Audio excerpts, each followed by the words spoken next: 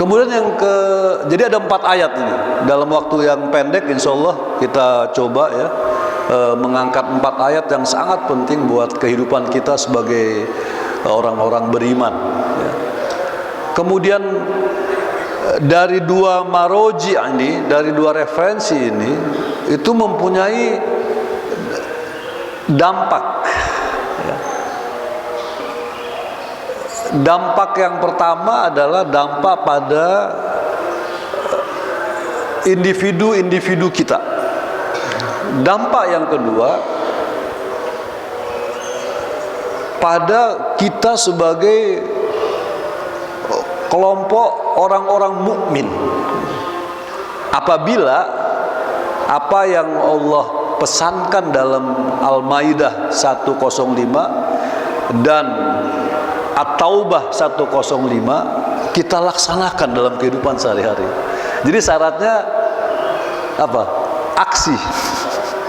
Ada aksi gitu ya. Nah, aksi inilah yang kita bahas bersama ya. Nah, ini sudah itu ada membangun kepribadian mukmin yang berkualitas, atau dalam kata lain ini kalau kita biasa dalam pengembangan organisasi di organisasi bisnis disebut dengan building capacity. Jadi mengembangkan kapasitas pribadi ya, bahwa pada diri kita ini punya potensi-potensi dan potensi itu harus dikembangkan. Potensi intelektual, potensi spiritual, potensi etika dan seterusnya. Itu kita bangun. Nah, jadi yang pertama-tama dibangun adalah diri kita masing-masing. Jadi sebelum membangun kebersamaan, kita bangun diri kita masing-masing. Ini yang disebut dengan pengembangan diri. Jadi secara individual. Kalau di dalam bahasa Arabnya namanya disebut sebagai amal fardi. Jadi amaliyah fardiyah. Aktivitas-aktivitas, aksi-aksi yang dilakukan oleh semua pribadi mukmin. Kemudian yang kedua nanti ada amal jama'i. Itu yang disebut dengan kewajiban kita sebagai individu.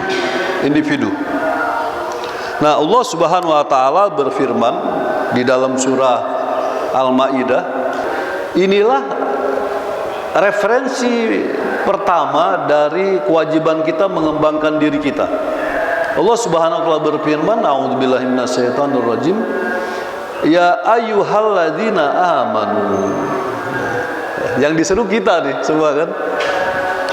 Wahai orang-orang yang telah beriman kepada Allah dan Rasul-Nya. Jadi kata amanu itu mengandung pengertian beriman kepada Allah dan Rasul-Nya. Tidak hanya kepada Allah saja, tapi ada Rasul di sana. Ya, ada Allah dan tentunya Rasul Allah itu banyak, dan Rasul terakhir adalah Nabi Muhammad Sallallahu Alaihi Wasallam. Jadi ketika kita menemukan kata amanu, itu bisa bermakna Allah dan Rasul-Rasul yang pernah diutus. Tapi ketika dia bicara pada diri kita, di sini adalah Rasul yang dimaksud Nabi Muhammad Sallallahu Alaihi Wasallam. Nah, hitop ini, jadi istilah tafsir itu hitop. Hitop itu artinya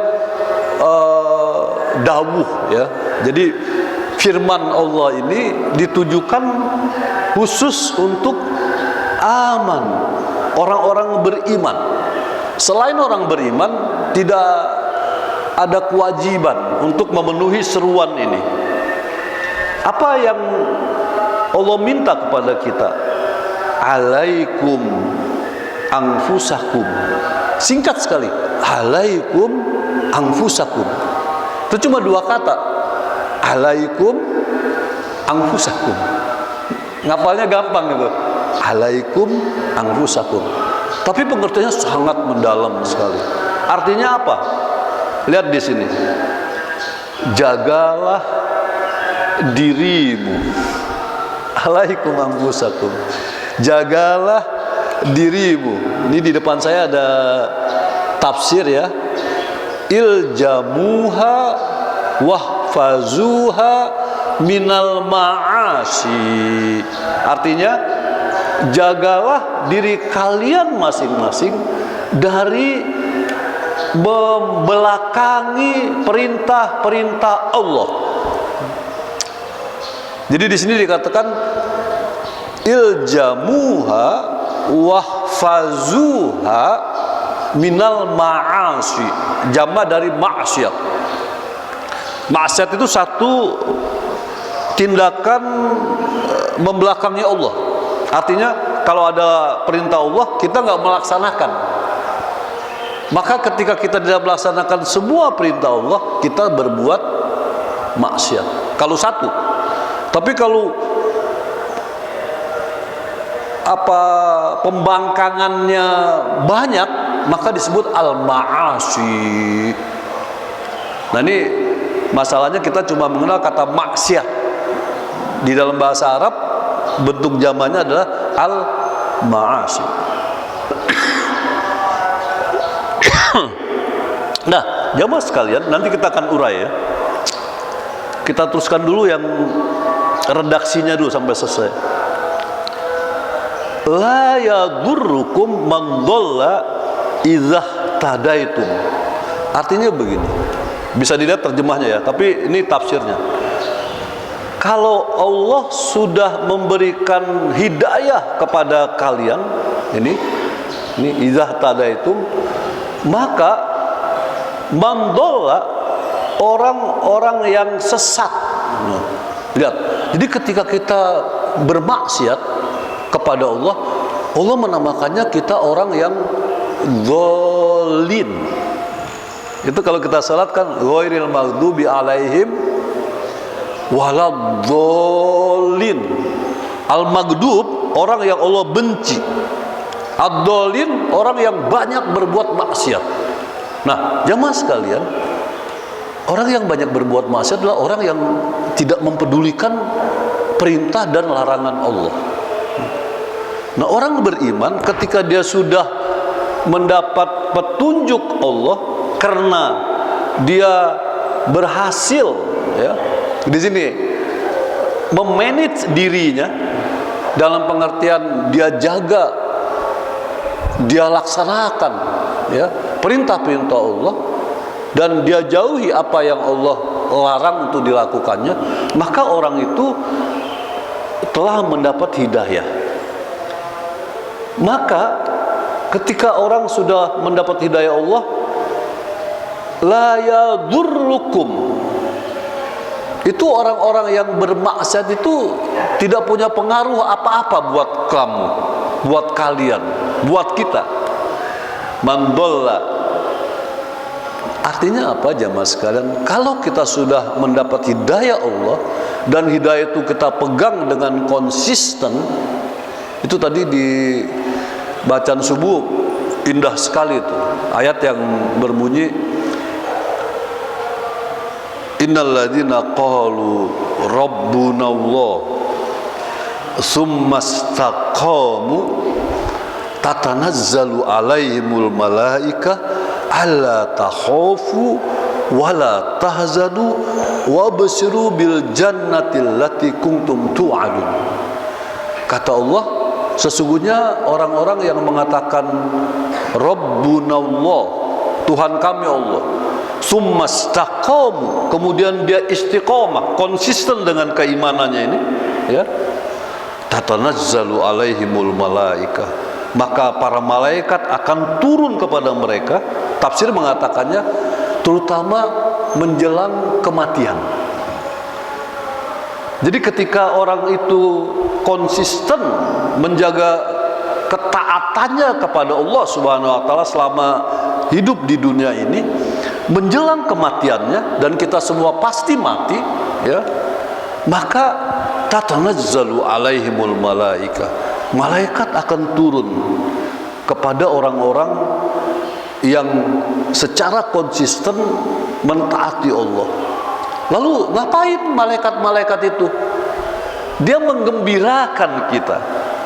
Alla takhafu, kalian gak perlu takut. Artinya apa? Takut meninggalkan dunia ini, lalu melihat kenyataan misalnya di belakang kita ada istri, di belakang kita ada anak, di belakang kita ada cucu. Alla takhafu, gak perlu takut ketika kalian harus meninggalkan istri, anak, cucu, harta. Wala tahzanu, kalian juga tidak perlu sedih. Karena ada orang takut mati. Kenapa dia takut mati? Di belakangnya ada yang masih harus diperhatikan, istrinya, anaknya, cucunya, hartanya gitu. Tapi buat orang yang Rabbunallah, dia konsisten dengan keimanannya kepada Allah dan dia selama ini mentaati Allah, justru malaikat memperkuat keimanan itu. Alla takhafu wala tahzanu. Bahkan wa absiru bil jannatil lati kuntum tu'adun. Gembiralah kalian dengan janji Allah. Jadi justru diingatkan, kamu sudah konsisten mentaati Allah. Maka ketika waktunya sampai kamu harus menghadap Allah, ya, maka tidak perlu lagi takut, tidak perlu lagi sedih. Kenapa? Karena Allah janjikan surga untuk kamu. Wabshiru bil jannatil lati kuntum tu'adun. Itu satu. Dalam surah Al-Fajr itu malah lebih eksplisit lagi itu. Kalau orang mentaati Allah, malaikatnya datang lalu menyampaikan apa? Ya ayuhan nafsul mutmainnah, wahai jiwa yang tenang, irji'i. Coba. Itu lebih eksplisit lagi. Ayo pulanglah, irji, kembalilah kalian. Kembalilah wahai ruh, artinya jiwa kita ini, ruh kita. Ila rabbiki rodihatan mardi. Disambut. Itu bentuk sambutannya tadi. Kalau yang pertama diingatkan jangan takut, jangan sedih, ada surga yang Allah janjikan karena kamu taat kepada Allah. Di ayat yang lain, ya ayuhan nafsul mutmainnah irji'i ila rabbiki, irji ila ibadi, ya, dan seterusnya. Itu masih ingat surah Al-Fajr. Itu menyentuh harusnya rodiyatan mardiyah, fadhuli fi ibadi wadhuli jannati. Diulang lagi, ayo kamu kumpul dengan semua hamba-hambaku yang mentaati Allah, masuklah kalian ke dalam surga. Nah, jadi orang beriman ini pasti masuk surga kalau, jadi ada syarat, kalau kita konsisten mentaati Allah. Ini yang disebut dengan iljamuha wahfazuha minal ma'asi. Itu yang kedua. Yang berikutnya Allah ingatkan, ilallahi marji'ukum jami'a. Jadi orang beriman itu sangat paham dari mana dia datang dan kemana dia akan kembali. Ini ilallahi marji'ukum jami'a. Kalian datang dari Allah dan kalian akan kembali kepada Allah Subhanahu wa taala. Itu yang disebut dengan inna lillah wa inna ilaihi raji'un. Kita semua berasal dari Allah. Jadi begitu jelas asal usul kita dari Allah. Lalu mau kemana setelah itu? Setelah di dunia kita mentaati Allah karena kita orang beriman. Kita berusaha alaikum anfusakum.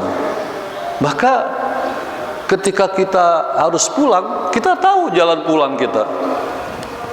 Ilallahi marji'ukum jami'a. Semua orang-orang beriman itu jelas kembalinya kepada Allah Subhanahu wa taala. Satu, meninggal, dikuburkan, lalu dalam akidah Islamiyah nanti kita menanti hari kiamat, yaumul kiamah, yaumul mahsyar, yaumul hisab, dan seterusnya. Itu namanya banyak ya. Jadi hari kiamat itu hari berakhirnya kehidupan di dunia, kemudian orang akan dibangkitkan dari kubur. Tapi sepanjang kiamat belum datang, kita ada di alam barzah, di alam penantian. Nah, tapi ketika kiamat berlangsung, fayunabbiukum bima kuntum ta'malun. Kami akan memberitahukan kepada kalian, akan menjelaskan kepada kalian apa saja yang pernah kalian lakukan selama hidup di dunia. Jadi ada catatannya gitu. Jadi terjadi proses nanti audit di sini kalau pakai bahasa akuntansi. Jadi semuanya akan diaudit. Yang diaudit apa? Semua perbuatan-perbuatan kita. Yang menarik jemaah sekalian, kalau kita perhatikan konstruksi kalimatnya, ini bentuknya fi'il mudhari. Fi'il mudhari itu kalau pakai bahasa Inggris namanya present tense. Present tense. Jadi kita ingin diingatkan, selama di dunia kalian masih punya peluang untuk mentaati Allah. Alaikum anfusakum. Dan ketaatan itu nanti setelah kita dibangkitkan akan Allah jelaskan gitu. Sejauh mana tingkat kualitas dan kuantitas ketaatan kita kepada Allah Subhanahu wa taala. Fadhuli jannati itu makin besar. Makin berkualitas, makin besar. Jadi kualitas dan kuantitas. Kita bisa sholat dengan khusyuk, itu kualitas. Tapi sholat itu tidak hanya yang wajib yang kita kerjakan, tapi juga yang sunnah, kuantitas. Dari sholat cuma yang wajib ditambah dengan yang sunnah. Jadi kita dituntut alaikum anfusakum itu dari sisi ibadah. Lalu dari sisi ilmu itu juga harus dikembangkan kualitas dan kuantitasnya. Ilmu yang pokok adalah ilmu agama. Setelah itu ilmu pengetahuan umum. Jadi kewajiban kita lah semua mendalami agama ini. Maka kata Nabi, barang siapa yang Allah kehendaki kebaikan pada dirinya, maka kepada orang itu Allah akan berikan dia ilmu pengetahuan tentang agama. Gitu. Jadi pengetahuan agama ini pengetahuan yang sangat pokok, ibu-ibu. Karena kalau kita memahami agama kita, maka sesungguhnya Allah telah memberikan kebaikan kepada kita. May yuridullahu khairan yufaqihu fiddin. Barang siapa yang Allah menghendaki dia memperoleh kebaikan, maka orang itu akan diberikan faham agamanya. Nah, ini tantangan kita nih. Di selama ini kita punya Al-Quran. Sejauh mana pemahaman kita tentang Al-Quran? Nah, itu tugas kita. Maka akan sangat baik bila belajar Quran dimulai dari balita. Saya nggak tahu Pak Hannibal di sini ada ini apa namanya kelas PAUD atau kelas Quran. Ada nggak buat anak-anak? Itu harus dipertahankan. Karena kalau itu kita lakukan, ya, dan ibu-ibu, terutama ibu-ibu perhatikan anaknya, cucunya, supaya dia bisa membaca Al-Quran ketika masih kecil. Ini banyak ini, kemarin saya punya cucu baru masuk kelas 1 SD, kemudian oleh guru kelasnya di Madrasah Ibtidaiyah ya, diminta menulis surah Al-Fatihah lengkap, kelas 1 SD nih. Asumsi gurunya ini anak TK Islam, tapi ternyata sang guru itu mendapat protes keras dari orang tua murid, sebagian besar, mungkin 80%. Lalu mereka mengatakan begini, Ibu, yang betul aja anak kecil suruh bikin surah Al-Fatihah. Anak saya itu sama sekali belum mengenal huruf hijaiyah. Karena TK-nya bukan TK Al-Quran. Ini problem kita. Saya juga cucu saya itu dari TK Al-Quran 2 tahun dia. Tapi karena dia sudah mengenal huruf, dia cuma minta coba dibuatnya titik-titiknya deh. Nanti saya yang ngerengin kata gitu ya, ngerengin. Bisa deh sampai akhir. Lalu kita cek. Oh, yang kurang titiknya nih. Ini ta, ini ya, dan seterusnya. Nah, itu adalah cara kita menanamkan paham keagamaan sejak kecil. Jadi banyak orang tua yang bangga masukkan anak ke TK ini, TK itu yang tidak ada ciri keagamaannya gitu. Tapi yang dia lihat, wah ini TK kelas tertentu misalnya gitu ya, bayarannya mahal. Tempat kami kebetulan SDIT-nya mahal juga tuh. Di sini berapa SDIT masuk? Di sana 23 juta. Saya nggak bisa masukin anak cucu saya ke SDIT itu. Saya juga bingung juga bagaimana bisa semahal itu gitu. Karena sekarang kuliah itu harganya di bawah itu. Tempat saya ngajar itu sekolah dakwah ya. Satu semester cuma 1,4 juta. Satu semester. Ini baru masuknya saja 23 juta. Saya nggak tahu nih SDIT di sini berapa, Pak? 20-an. Sama juga ini ya.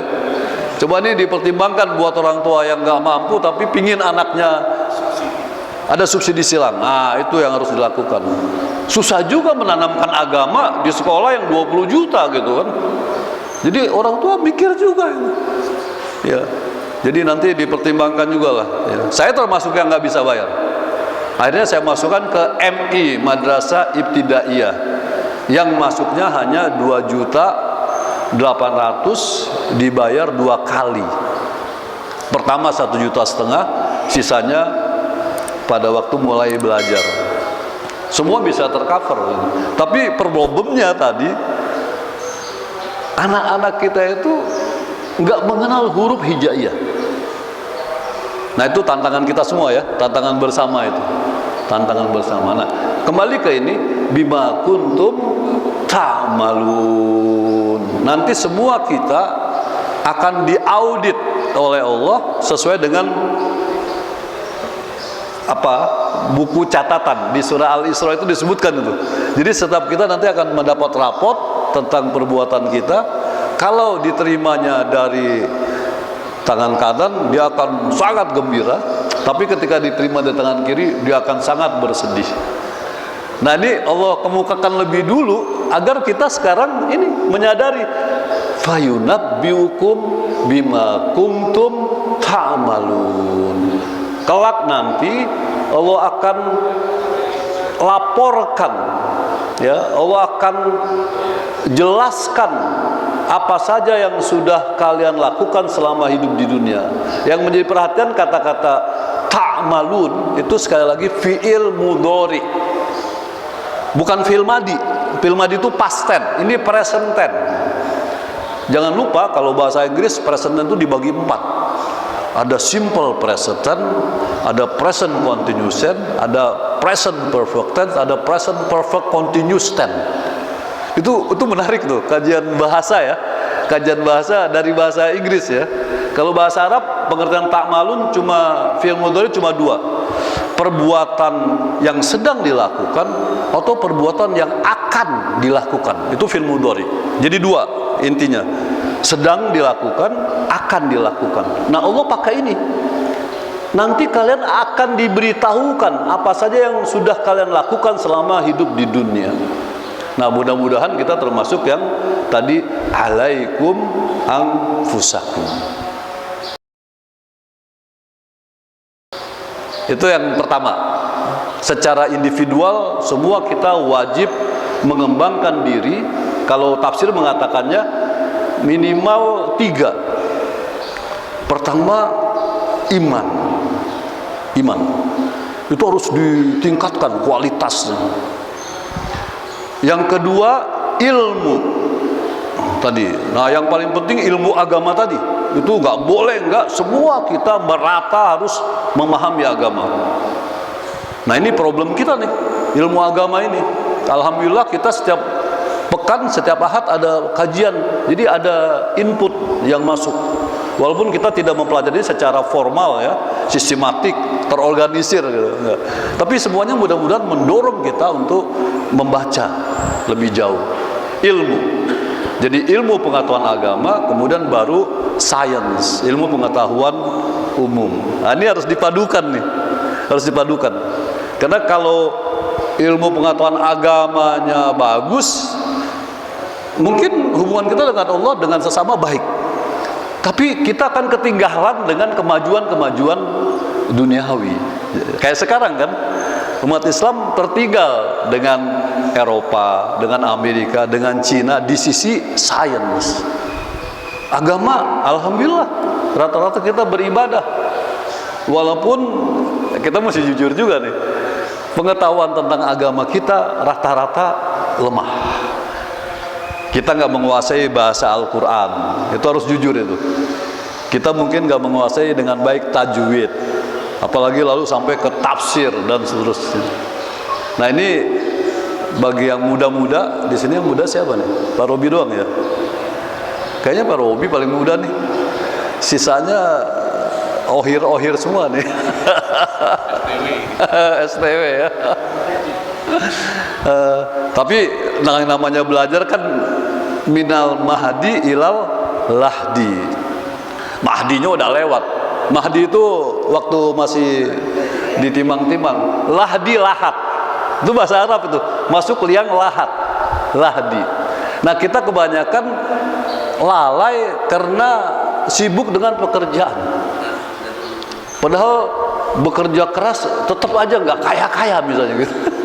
Kalau yang dicari kekayaan ya, bekerja keras pengen jadi pejabat, nggak jadi pejabat misalnya gitu.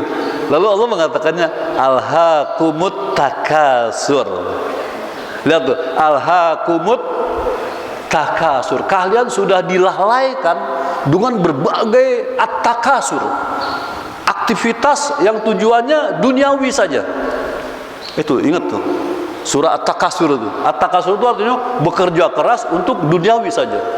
Hatta zurtumul maqabir. Baru berhenti kalau sudah masuk maqabir. Nah, maqabir itu artinya tempat ditanam jasad kita. Hatta zurt, baru berhenti kita sibuk gitu. Makanya di sini fayunabbiukum bima kuntum ta'malun. Nah, lihat di sana itu fi'il mudhari semua. Kalla saufa ta'lamun, summa kalla saufa ta'lamun. Kalla apa itu terusnya? Lau ta'la yauma idzin ilmal yakin. Ada ilmal yakin, ilmu tentang kematian. Jadi kita semua paham bahwa kita akan mati, ilmu. Tapi nanti ketika kita dibangkitkan, apalagi kalla lau ta'lamun ilma summa kalla yauma idzin ainul yakin. Ainul yakin. Jadi ada ilmal yakin, ada ainul yakin. Ilma itu pakai logika. Kalau ain itu langsung kita lihat fakta. Itu Allah ingatkan sebelum peristiwa itu terjadi, terutama di hari kiamat. Yang kematian kita yakin betul bahwa kita akan mati. Tapi Allah ingatkan, alhaakumut takasur hatta dzurtumul maqabir. Maqabir jama dari qabrun, kubur. Nah, kata lainnya liang lahat tadi. Maka mencari ilmu itu minal mahdi ilal lahdi.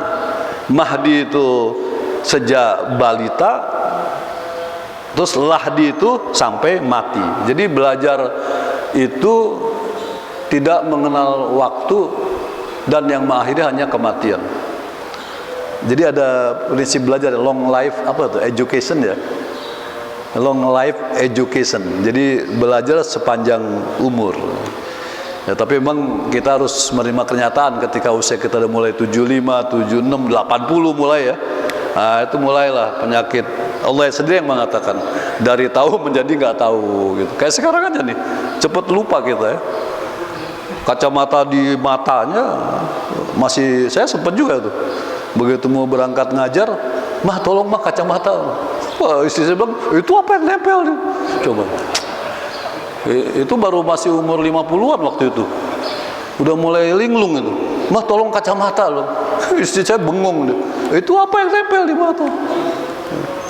Nggak tahu, yang lain mungkin mengalami juga yang sama ya. Nah, jamaah sekarang kita lanjutkan. Kita percepat. Nah, ini yang secara kolektif tadi. Jadi ada aktivitas individual, ada aktivitas kolektif. Ayatnya mana? Ini. Surah At-Taubah 105. Jadi sama-sama 105. Bunyinya A'udzubillahi minasyaitonirrajim wa qul i'malu fasayarallahu 'amalakum wa rasuluhu wal mu'minun. Kata Allah, ayo semuanya kerja keras. I'malu. Ini kalau kita meruntutnya ke belakang sebelum masuk ayat ini adalah perintah Allah ketika sejumlah orang menyadari kesalahannya telah bermaksiat kepada Allah. Lalu dia bertobat. Itu ayat sebelumnya. Jadi kalau kita meruntut ayat sebelumnya, ini ada kata wa ini harfu atfin, kata sambung. Dalam bahasa Arab namanya harfu atfin. Conjunction kalau bahasa Inggris ini, kata sambung. Berarti sebelum ini ada kalimat yang lain. Kalimat sebelumnya adalah ketika Allah menerima taubat orang-orang yang telah bermaksiat kepada Allah. Nah, taubat itu apa definisinya? Kita sudah paham semuanya. Yang pertama, dia memohon ampun kepada Allah Subhanahu wa taala. Kemudian yang ketiga, dia berjanji untuk tidak mengulangi lagi maksiatnya. Yang keempat, dia ganti semua kesalahannya dengan perbuatan baik. Nah, ini yang disebut dengan i'malu. Setelah kalian menyadari kelemahan kalian, setelah kalian menyadari kesalahan kalian, kalian tobat, Allah akan terima. Kalau kalian menyesali perbuatan kalian, kalian mohon ampun kepada Allah, kalian berjanji untuk tidak mengulangi, lalu kalian sertakan setelah itu dengan perbuatan-perbuatan baik. Nah, kita di sini rasanya umat Islam harus melakukan tobat bersama. Dulu Pak Amin Rais bilang kepada tobat nasional, karena umat ini mayoritas, semuanya banyak bermaksiat. Lalu kayak sekarang ini ada kasus apa itu, jenderal membunuh ajudan gitu kan, menjadi sangat ramai ya. Kita nggak tahu ujungnya ini ya. Bayangin tuh, negara hukum, lalu penegak hukumnya melanggar hukum. Aduh, ngeri ya. Negara hukum, penegak hukumnya melanggar hukum. Aneh ya. Nah, jamaah sekalian, Allah mengingatkan, bekerjalah semua kalian, berbuat baiklah kalian semua. Kenapa? Karena perbuatan kalian itu akan disaksikan oleh Allah. Ya, ini disaksikan oleh Rasulullah dan disaksikan orang-orang mukmin. Jadi kinerja kita itu Allah saksikan. Betul nggak? Kita betul-betul bertobat, lalu kita telah mengubah perbuatan buruk kita dengan perbuatan yang baik. Maka ada kesadaran pada diri kita, Allah menyaksikan perbuatan kita. Demikian juga Rasul, demikian juga orang-orang mukmin lainnya. Jadi belakangan juga banyak tuh orang berkedok agama ya, pakai gamis, pakai sorban, apa melakukan pengobatan, nggak taunya ngibulin orang. Ya banyak kan ya. Jadi dukun begitu kan, atas nama agama dan seterusnya.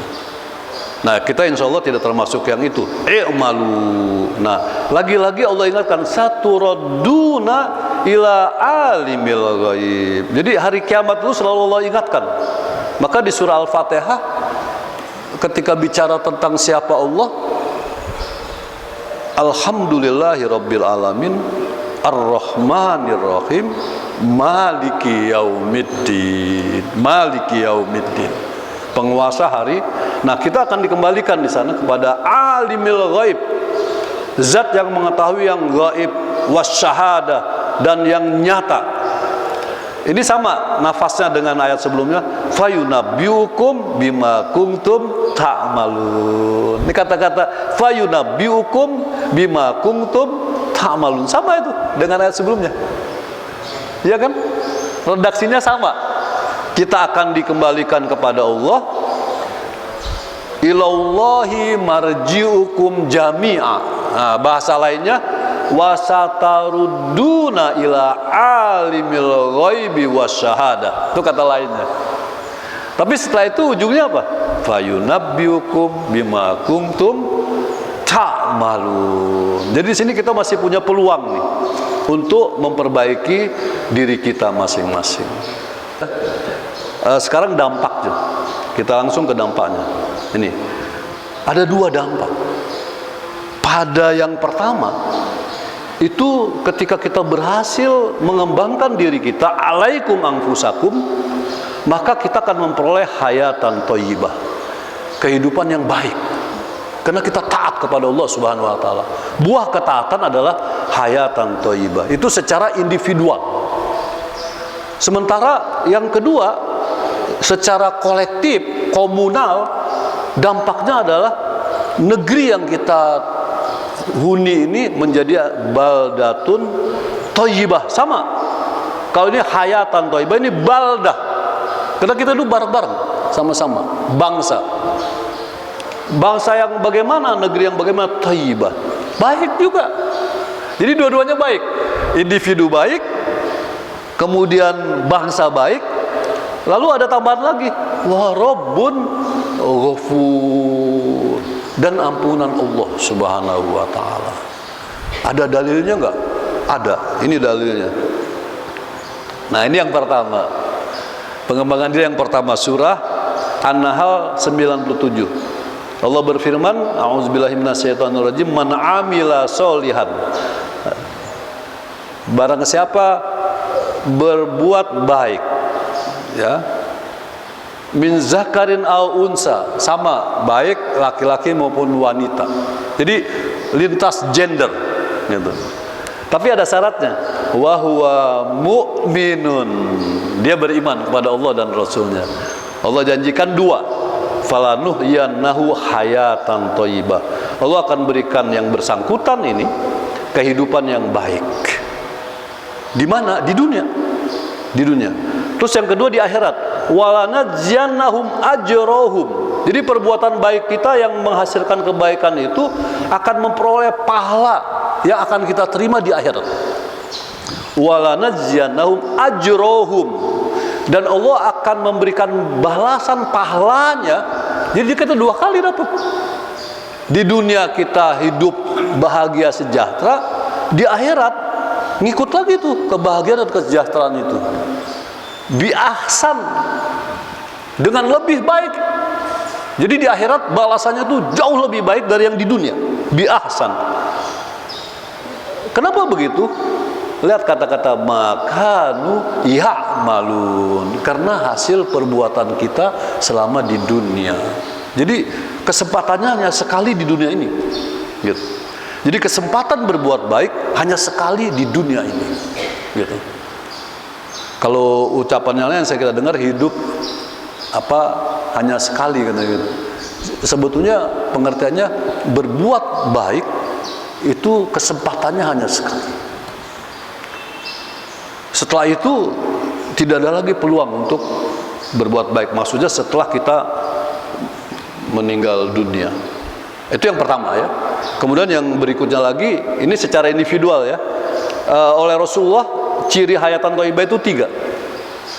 Yang pertama, dia hidup secara Islami.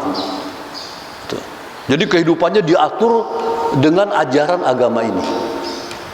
Yang kedua, kata Rasulullah, ciri yang hidup yang baik itu rizkinya berkah. Rizkinya berkah. Mungkin dia nggak kaya, Tapi dengan rezeki yang Allah berikan, dia merasa cukup. Itu satu. Yang ketiga, ini ciri dari Rasulullah SAW hayatan thayyibah itu, ar-ridha bil qada. Dia menerima apa saja Allah takdirkan untuk dia. Artinya apa? Orang yang hayatan thayyibah itu dua cirinya.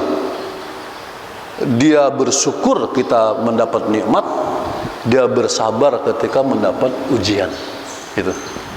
Nah, berikutnya yang terakhir ini. Yang kolektif ini, yang komunal. Kalau kita semuanya bersama-sama melakukan amal kebaikan. Surah An-Nur ayat 55. A'udzubillahi minasyaitonirrajim. Wa 'adal ladzina amanu minkum. Lihat tuh, amanu lagi kan? Wa amilus solihat, dipertegas. Beriman, beramal soleh. Maka Allah berikan 3 hal. Saya singkatkan ya. La yastakhlifannahum fil ardi. Ini kata kuncinya nih. Jadi keywordnya di sini. Allah akan jadikan orang beriman dan yang banyak aksi kebaikannya menjadi penguasa di bumi. Penguasa. Artinya apa? Dia menjadi super power. Hari ini kita jadi apa? Super me. Super powernya bukan kita, ya. Tapi Allah janjikan kalau semuanya mengimani Allah secara konsisten, lalu membuktikan imannya dengan amal soleh, Allah janjikan kekuasaan. Pernah nggak ini terjadi? Pernah. Di zaman Rasulullah, di zaman sahabat, di zaman Muawiyah, di zaman Abbasiyah, ada sudah ratusan tahun umat Islam pernah menjadi khalifah, memegang kekuasaan dunia. Kita baru 77 tahun. Islam 7 abad berkuasa di Spanyol. Belum selain Spanyol itu kan Eropa. Di Eropa Islam pernah berjaya 7 abad. Kemudian di masa Abbasiyah, di masa Muawiyah, di masa sahabat, di masa Rasulullah, itu rentangnya hampir 100 tahun. Coba bayangin. Jadi kalau kita betul beriman dan amal soleh, yang pertama Allah janjikan kekuasaan di dunia. Jadi nanti yang mengontrol itu umat Islam harusnya. Yang kedua, ini wala yumakkinanna lahum dinahum. Ini kita loncatin ya, karena ini penjelasannya. Dampak yang kedua, Allah akan jadikan agama ini sebagai sumber ya kehidupan. Jadi way of life. Jadi Islam yang menjadi rujukan kehidupan. Kalau pakai berpikir menjadi ideologi Islam. Agama Islam sebagai sumber ideologi.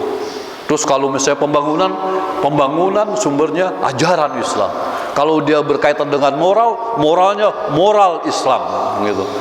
Allah akan di sini yumakkinanna, teguhkan agama kalian yang Allah ridho kepada orang-orang yang menjalankan agama itu. Itu yang kedua. Yang ketiga, wa yubaddilannahum min ba'di haufim amna. Allah akan ganti kondisi yang semula menyedihkan itu menjadi baik. Kondisi ketertinggalan, kondisi kemiskinan, kondisi keterbelakangan. Itu kalau semuanya konsisten melaksanakan apa yang Allah perintahkan, ya, maka Allah akan ganti kondisi yang tidak menyenangkan itu menjadi amna. Istilahnya amna. Wa yubaddilannahum mim ba'di khaufihin amna, dari rasa takut menjadi rasa aman. Nah, itulah yang disebut dengan tadi baldatun thayyibatun wa rabbun ghafur. Kenapa? Karena pada masyarakat itu ya'budunani, semua orang menyembah aku, kata Allah. La yusrikuna bi syai'a, tidak satu pun yang mensekutukan aku dengan apapun juga. Jadi ini negeri Islam. Negeri Islam.